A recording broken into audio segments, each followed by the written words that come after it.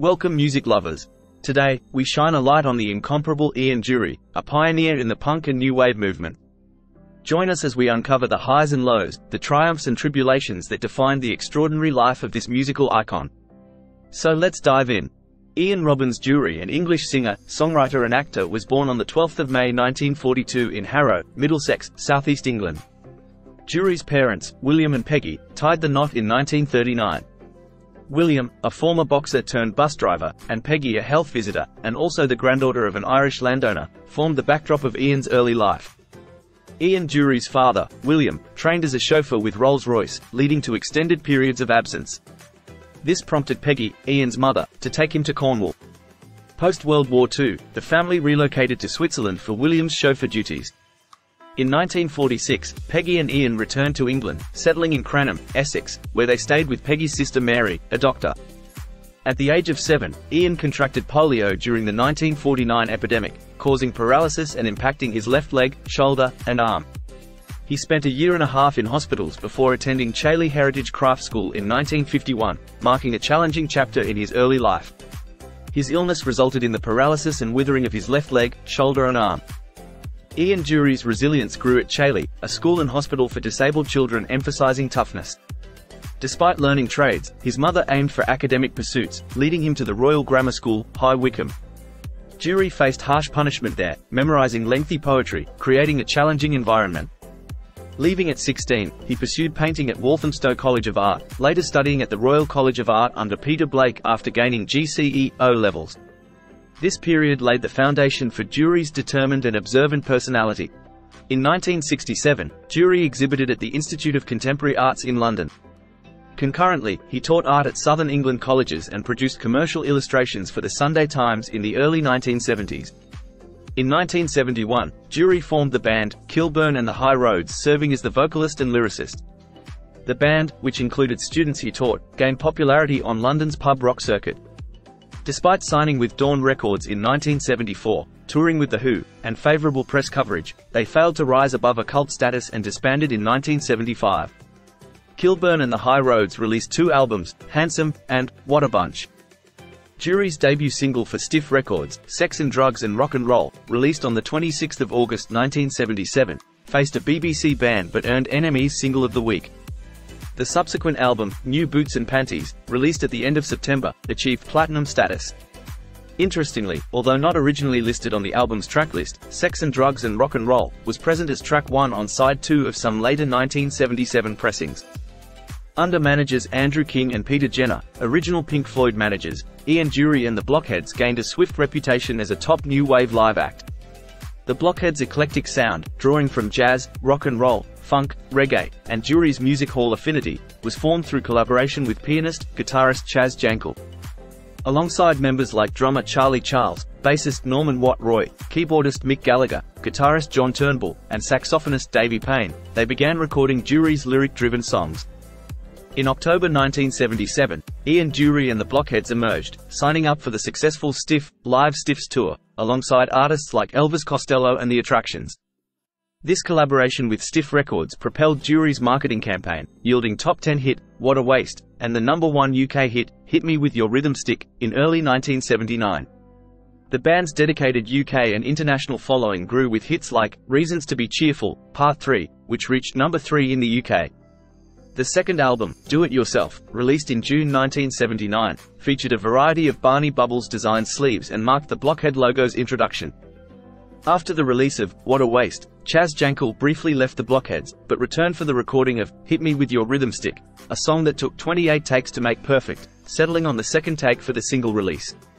Despite personality clashes with Dury, Jankel left again in 1980 after the Do It Yourself LP recording, focusing on his solo career in the US.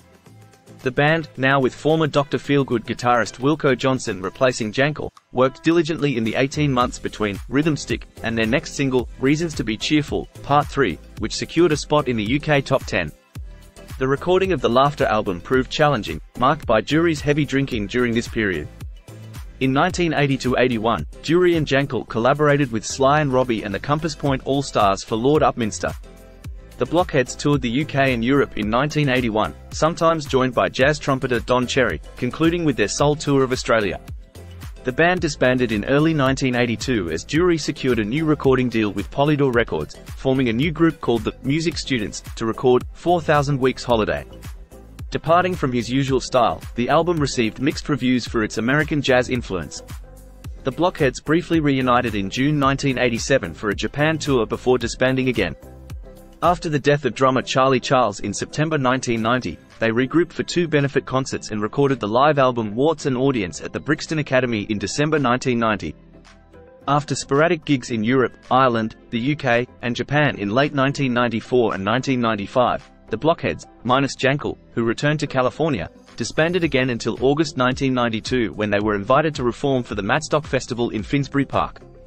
This was followed by more performances in various countries. In the early 1990s, Dury collaborated with the band Curve on the benefit compilation album Pieced Together, featuring a cover of the Blockheads' track, What a Waste. In March 1996, Dury was diagnosed with cancer, and after recovering from an operation, he reunited with the Blockheads to record the album Mr. Love Pants, 1997. The band continued touring with a change in lineup, and their last performance with Ian Dury was on the 6th of February 2000 at the London Palladium. Dury also ventured into acting with his confident and distinctive demeanor, landing significant roles in productions like Farouk Dondi's BBC miniseries, King of the Ghetto, 1986, set in London's Brick Lane. He had cameo roles in films such as Peter Greenaway's The Cook, The Thief, His Wife and Her Lover, 1989, and Roman Polanski's Pirates, 1986. Dury's filmography also included appearances in Judge Dredd, 1995, and Hearts of Fire, 1987, alongside Bob Dylan and Tom Waits. He wrote a musical, Apples, staged at London's Royal Court Theatre, and performed the theme song for the TV series, The Secret Diary of Adrian Mole, aged 13 3/4, 1985. In the mid-1980s, he contributed to HIV/AIDS awareness on UK television, demonstrating safe sex practices. Dury supported UNICEF in the 1990s, advocating for polio vaccination in Sri Lanka. His diverse activities included a brief narration for Carter USM's track, Sky Western Crooked, blending his passion for music and social causes. Dury had often mentioned his profound musical influence and personal style were shaped by his childhood hero, American rock and roll and rockabilly artist Gene Vincent. Introduced to Vincent's iconic hit, Be-Bopper Lula, in the 1956 film, The Girl Can't Help It, Dury idolized him, unaware that Vincent also wore a leg brace. Vincent became a lyrical reference in one of Dury's early songs, Upminster Kid, expressing admiration for the late rock and roll legend. Apart from his collaboration with the Blockheads, Dury pursued solo projects such as Lord Upminster, 1981, Apples, 1989, and The Bus Driver's Prayer and Other Stories, 1992. He also released the album 4,000 Weeks Holiday, 1984, with the Music Students. Notably, his 1981 track, Spasticus Autisticus, expressing his disdain for the patronizing approach of the International Year of Disabled Persons, was banned by the BBC from daytime broadcast. Ian Dury married Elizabeth Betty Rathmell in 1967, and they had 2 children, Jemima and Baxter. However, in October 1973, he left his family and moved to London.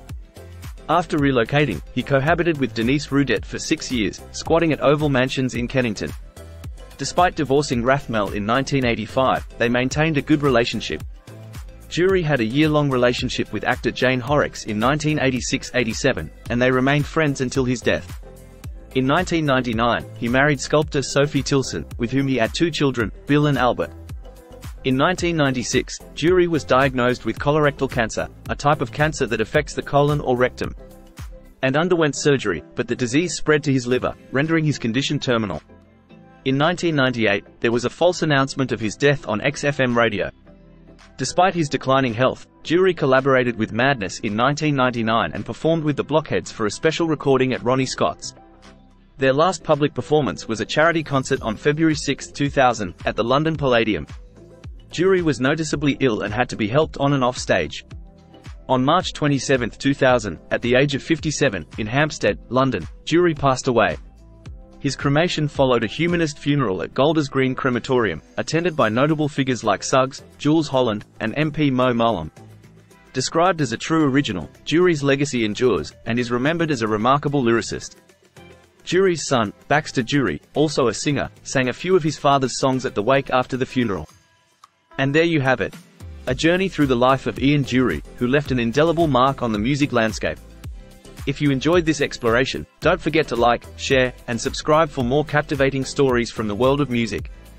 And until next time, take care and bye for now.